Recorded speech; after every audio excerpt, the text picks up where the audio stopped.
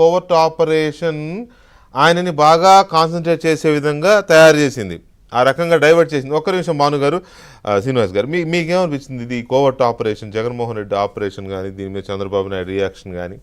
అంటే ఒకవైపు ఆయన అభినందనలు తీసుకునే సమయంలో ఆయన ఆందోళన వ్యక్తం చేయాలి. అవును, ఆయన ఏంటి పార్టీ అధినేతే కాదు, ముఖ్యమంత్రి కూడా. అంటే ఎంత సమాచారం ఇంటెలిజెన్స్ వర్గాల నుంచి ఆయనకి లేకపోతే ఇవాళ ఈ విధమైన అప్రమత్తత ఏది. మనం అనంతపురం మినీ మహానాడులో మీకు ఒకటి గుర్తు చేస్తాను. పయ్యావుల కేసు మాట్లాడుతూ ఏమన్నారంటే అతను కూడా ఇదే విధమైనటువంటి అప్రమత్తత కావాలని అన్నారు జస్ట్ 4 days బ్యాక్. ఏది పొలిటికల్ సన్ఫ్లవర్స్, పొద్దుతిరుగుడు పూలు అన్నాడు. పొద్దుతిరుగుడు పూలు ఏంటి, వీళ్ళు దున్నేటప్పుడు దూరంగా ఉన్నారు, కోసేటప్పుడు దగ్గరకు వస్తున్నారు. పొద్దుడు తిరిగితే అది తిరుగుతామంటే వాళ్ళ పట్ల అప్రమత్తంగా ఉండాలి. ఇప్పుడు ఇవాళ రాజకీయం వచ్చేవాడిని కాదనలేం, ఎందుకంటే రాజకీయంలో అందరు ఓట్లు కావాలి. కాకపోతే వీళ్ళేంటిది కోవర్ట్ ఆపరేషన్. మీరు ఇంట్రోలో కూడా చెప్పారు, ఏది మావోయిస్టుల్లో మనం చూసాం. అవును, మావోయిస్టుల్లో పోలీస్ కోవర్ట్లు ఉంటారు, లేదు పోలీసుల్లో మావోయిస్టులో కోవర్ట్లు ఉంటారు. ఇప్పుడు డబ్బు అక్కడ అంతా కూడా. ఇప్పుడు ఇవాళ జగన్మోహన్ రెడ్డి ఇవాళ ఆపరేషన్ కోవర్ట్. వాళ్ళ నాన్న రాజశేఖర రెడ్డి గతంలో మనం చూసాం ఆపరేషన్ ఆకర్షణ రాశారు.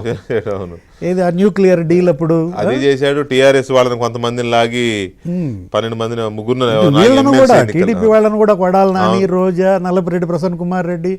ఆపరేషన్ ఆకర్ష్ 1 అనేవాళ్ళం, ఆపరేషన్ ఆకర్ష్ 2 అనేవాళ్ళం.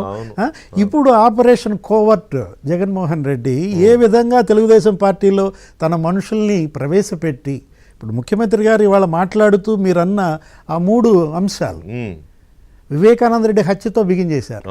దాన్ని తెలుగుదేశం పైకి ఆపాదించటం, ఆయన పైకే నేను కూడా నమ్మాను. గుండెపోటు అంటే నేను కూడా నమ్మాను. ఎలక్షన్లలో నేను బిజీగా ఉన్నాను, నన్నే వాళ్ళు నమ్మించారు. తర్వాత నాకే కత్తి ఇచ్చి నన్నే ఫోటో కత్తి పెట్టి, అంటే వైసీపీ వాళ్లే వివేకానంద రెడ్డిని హత్య చేసి అది తెలుగుదేశం పైకి తొయ్యటం అనేది అప్పట్లో.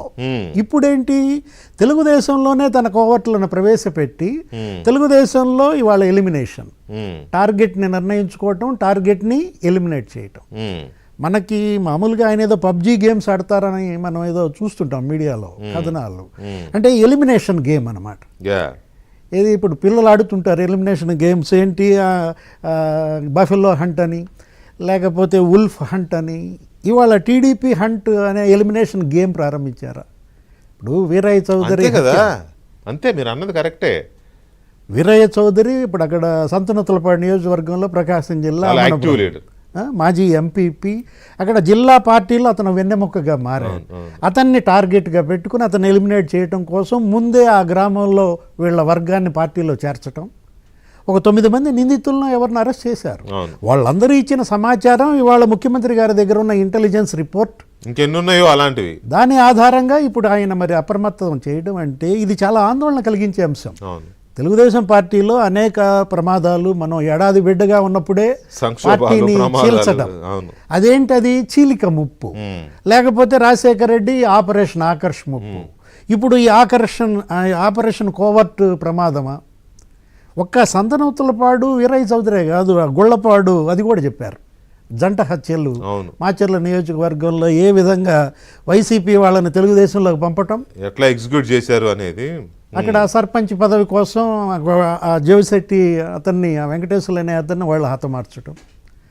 అంటే అందులో ఇప్పుడు పిన్నెల్లి రామకృష్ణారెడ్డి, పిన్నెల్లి వెంకటరామరెడ్డి వాళ్ళు కూడా A7 A8గా చేర్చారు.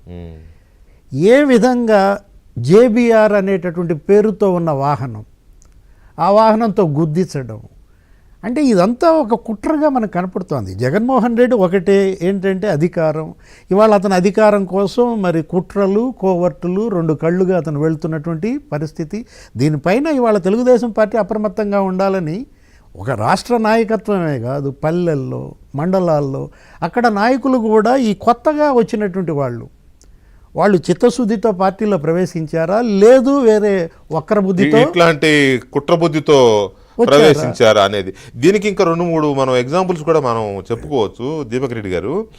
ఇప్పుడు ఈ ఒక్కటే కాదండి, స్వయంగా తెలుగుదేశం పార్టీ కార్యాలయం మీద దాడి చేసిన వాళ్ళు కూడా విజయవాడలో టీడీపీలో చేరారు. ఫోటోలతో సహా రిలీజ్ చేశారు, వీళ్ళని చేర్చుకున్నారు అని ఎలక్షన్ ముందు. వరదలప్పుడు ఆ ఫోటోలు బయటకు వచ్చాయి. ఓకే, దాంతోపాటు ఇప్పటికే అధికారుల్లో చాలామంది